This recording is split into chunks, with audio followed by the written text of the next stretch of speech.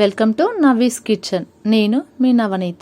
ఈరోజు మనం మ్యాంగోతో కేక్ చేసుకుందామండి. మళ్ళీ సమ్మర్ స్పెషల్ మ్యాంగోతో వచ్చానండి. మ్యాంగోని మంచిగా వాష్ చేసుకొని ఈ విధంగా కట్ చేసుకోవాలి.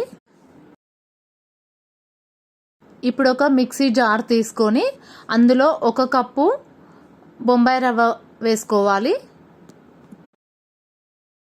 ఇంకా 1/2 కప్పు షుగర్ వేసుకోవాలి. వేసుకొని వీటిని మంచిగా మనం మెత్తగా పౌడర్ లాగా చేసుకోవాలి.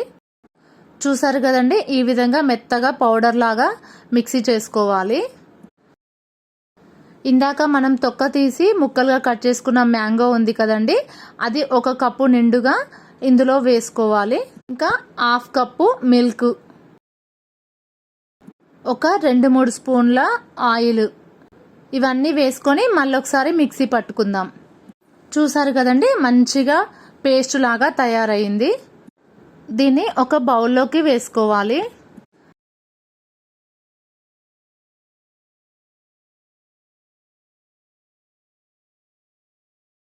దీంట్లో మనము 1 స్పూన్ వెనిలా ఎసెన్స్ ఫ్లేవర్ కోసం,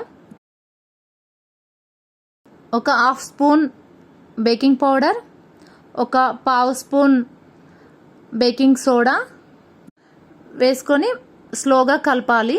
ఒకటే డైరెక్షన్లో కలుపుకోవాలి. కేక్ తయారు చేయడానికి ఈ విధంగా ఉండాలి అండి. లిక్విడ్గా మరీ లూజ్గా ఉండకూడదు. మీకు గట్టిగా ఉంది అనిపిస్తే ఒక 2-3 స్పూన్ల మిల్క్ యాడ్ చేసుకోవచ్చు. నాకు ఇది సరిపోతుంది. ఇప్పుడు దీన్ని ఒకసారి మంచిగా కలుపుకొని మూత పెట్టుకొని ఒక 30 మినిట్స్ పక్కకు పెట్టుకోవాలండి. 30 మినిట్స్ అయిపోయింది కదండి, మంచిగా పిండి ఇలా పొంగినట్టుగా అయింది. చూసారా, ఈ విధంగా అవుతుంది.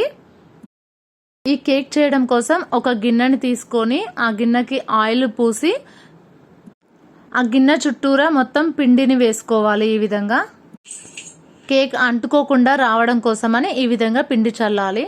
ఒకసారి మంచిగా మొత్తం ఒకసారి కలుపుకొని బ్యాటర్ని అంతా ఈ గిన్నెలోకి షిఫ్ట్ చేసుకుందాం. మనము స్టవ్ మీద ముందుగానే ఒక కుక్కర్ని పెట్టుకోవాలండి. ఒక స్టాండ్ పెట్టుకొని ఒక 10 మినిట్స్ హీట్ అవ్వనివ్వాలి ఆ కుక్కర్ని. ఈ కేక్ బ్యాటర్ని వేసిన గిన్నె ఉంది కదండి, దాన్ని అందులో మెల్లిగా పెట్టాలి. మంచిగా అడ్జస్ట్ చేసుకొని మధ్యలోకి కరెక్ట్గా వచ్చేటట్టుగా పెట్టుకోండి. కుక్కర్ మూత పెట్టేసుకోవాలి. విజిల్ పెట్టకూడదండి, విజిల్ తీసేసేయాలి. ఈ దగ్గర ఇంత పెద్ద కుక్కరు లేదనుకుంటే పెద్ద గిన్నెలోనైనా ఈ విధంగా చేసుకోవచ్చు. దీన్ని ఒక 30 to 40 మినిట్స్ కుక్ అవ్వనివ్వాలండి. ఒక 40 మినిట్స్ పెట్టానండి, అయిపోయింది. ఇప్పుడు ఒకసారి మూత తీసి చూసుకుందాము. కేక్ మంచిగా బేక్ అయిందండి. ఇలా ఒక నైఫ్ని కానీ స్పూన్ని కానీ కుచ్చి చూస్తే మీకు ఏం అంటలేదు అనుకుంటే అది కేక్ అయిపోయినట్టు అండి. ఇప్పుడు ఒక ప్లేట్లోకి తీసుకుందామండి. ఒకసారి కట్ చేసి చూపిస్తాను.